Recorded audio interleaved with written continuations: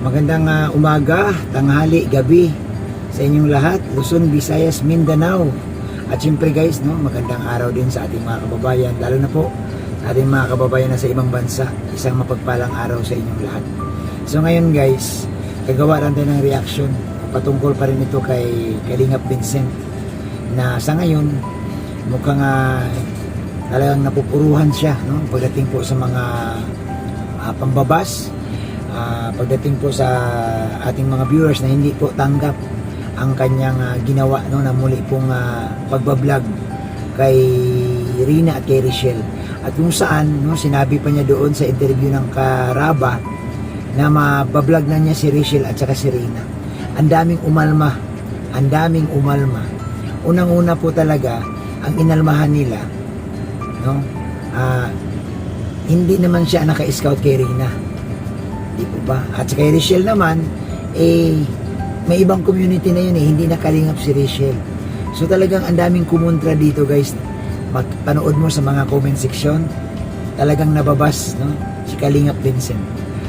Ako, sa totoo lang, ang advice ko, magbibigay tayo ng advice kay Kalingap Vincent dito po sa nangyari. Para sa akin, mas mainam pa, Bro Vincent, huwag mo na lang talagang subukang i-vlog Kasi kung i-vlog mo man yan, sasabihin natin, pinaalam mo kay Kuya Bal, pinaalam mo kay Kalingap Rab. Kaso nga lamang, ang dami po talagang kumukontra. Hindi sila sang-ayon. Kumbaga, ang sinasabi nila, tahimik na po si Rina. Tahimik na po si Richelle. Kahit ganun pa man, ikaw ang nakapag-scout. Pero, may iba na kasing community. May iba na pong community si Richelle. Hindi na po siya Kalingap. Ang gusto kasi ng mga viewers, wag na tayong mangialam doon sa iba. Ang sinasabi nila yan sa mga comment section na nababasa natin, talagang hindi sila sang-ayon. At yun nga, para bang ang panghusga nila kay Kalingap Vincent, dahil ba wala ng views, for the views lang ang pagpunta, ito nga ang masakit pa, yung tinawag sa kay Kalingap Vincent na dati masipag na scouter, ngayon daw hindi na. Alam mo anong tawag daw? Iba na, tamad na scouter na. So para bagang napakaganda ng imahe ni Kalingap Vincent, mauwi lang sa wala. Ako guys, ito yung advice ko kay Kalingap Vincent, bro, kung mapanood mo itong aking reaction, mas mainam na bro, huwag mo na lang ituloy. Para sa akin lang guys, opinion ko. Kasi mahirap makatulog na alam mo na yung pagbablog mo, ang daming mambabas sa'yo. At ang hindi pa dyan kanais-nais talaga, yung bang madadamay sila Kuya Bal.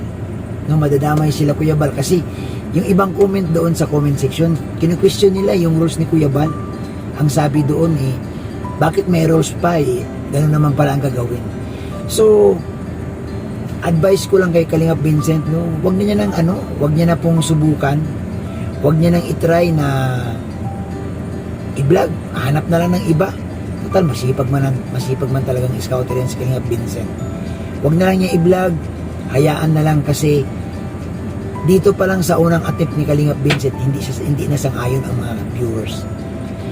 Si Richelle, siya ang nakapag-scout. Pwede naman talaga niya sigurong i-vlog si Richelle kung pagbabasihan natin ang rules. Kaso nga lamang, mayroon ding yung mga anti-Kalingap, ayaw din nilang pumayag Kasi nga, bakit pa kailangan daw i-vlog? Wala naman na si Richelle sa Kalingap. May iba ng community, tahimik na nga ang Richelle community, tapos ito na naman daw. Dito naman, sa kay Rina, ganun din. Marami rin namang humahadlang dahil bakit ba guluhin pa ulit si Rina, tahimik naman na daw. Bakit pa daw pupuntahan? Ano ba, ibabalik ba daw si Rina? So, ang umahad lang dito guys, totoo lang, itong mga viewers, itong mga supporter ng Kalingap, na kung saan nagbabatuhan na ngayon ng mga hindi magandang komento. Dahil dito nga sa sinabi ni Kalingap Vincent doon sa interview ng Karaba na mabablog niya na po si Richelle at saka si Rina. Malaking question talaga, At yun nga, may nabasa pa ako doon sa reaction ni Ma'am Bupil na ginagamit pa si Kuya Bal at si Kalingap Rab. Sabi ko nga sa inyo, pag yung mag-ama ang magpapaalam ka dyan, hindi talaga yung tatanggi. Kaso nga lamang guys, pag nagka-problema, aabot kila Kuya Bal. Tinan mo ngayon, umabot na kay Kuya Bal yung pagtatanong ng mga viewers, bakit ba daw may rules kung papayagan lang din pala. So yung mga ganitong bagay, sabi nga ni Kalingap Sangkay, common sense na lang. Kung alam mo naman, no, may rules, huwag mo nang gawin. Yun din naman ang para sa akin, para maging tahimik na lang si Kalingap Vincent. Hanap na lang ng ibang-iba vlog. Kasi masakit din talaga sa dibdib, masakit sa damdamin na mababasa mo yung comment na mga negative talaga na for the views na lang, wala na kasing views, kaya kung ano-ano na lang gagawin. Dating masipag na scouter, hindi na ngayon. Masakit yun eh, no? Napakaganda ng imahe ni Kalingap Vincent sa Kalingap, diba? Simula nung binansagan siyang masipag na scouter. At yung iba pa nga, kinu-question pa. Nababasa ko to guys, no? Kaya daw pinayagan ni Kalingap Rab kasi siya tagaluto ni Kalingap Rab. Hindi naman siguro. Kaso nga lang si Kalingap Rab, napakabait niyan. Never yan guys sasabihin na hindi. Pero ibig ko sabihin, pinaubayan ni Kalingap Rab sa inyo na kung alam mo naman na mukhang delikado, huwag mo nang ituloy. Kahit ba naman payagan ka ni Kalingap Rab, kung hindi naman kagandahan at umabot naman ang pambabas kay Kalingap Rab kay Kuya Bal, huwag na lang. Para sa akin, hindi rin ako sang-ayon. Kaya nga, ang advice ko kay Kalingap Vincent, bro, ano na lang, hanap na lang tayo ng ibang pwedeng i-vlog. Huwag na lang yung mga umalis na sa Kalingap at tahimik na rin ang kanilang community. Siguro igalang na lang din natin. Sa kabilang banda guys, may punto rin si Kalingap Vincent na ang gusto niyang tumulong. Kaso nga lamang, may nalalabag. Sa kabilang side naman, kabilang kampo naman, may punto din sila eh. Ang hinihingi nila, tahimik na ang Rochelle, tahimik na ang Rina community. Bakit ba guguluhin ulit? Ito yung kanilang mga tanong, kanilang mga ibinabatong mga tanong. So para lang maiwasan na matapos tong issue, wala nang gulo, kung ako ay Kalingap Vincent, dubayan niya. Kasi nga, ang ganda ng kanyang imahe, masisira lang sa isang iglap. Diba? Isang masipag na scouter, diba? Ang tawag sa kanya. Napakagaling ni Kalingap Vincent, tapos masisira lang dahil nga sa pag-vlog niya sa mga wala na sa Kalingap. So, para sa akin, tama na siguro, no? Marami naman dyan, pwedeng tulungan kung talagang gusto tulungan. Mas maganda naman. Ito nga ang sabi ko kung talagang siya ang napusuan ng sponsor na magpaabot ng tulong kay Rina, iabot nyo na lang na walang vlog, picture na lang, picturean niya na natanggap ni Rina, natanggap ng nanay ni Rina, ibigay niya sa sponsor. Pero huwag niya nang habulin yung iba-vlog pa kasi nga, magka-abuse ka nga dyan, pero naman, grabe naman yung tingin ng tao sa iyo. No? Pwede naman gawin ni Kalingap Vincent yun. Sa kabilang banda naman,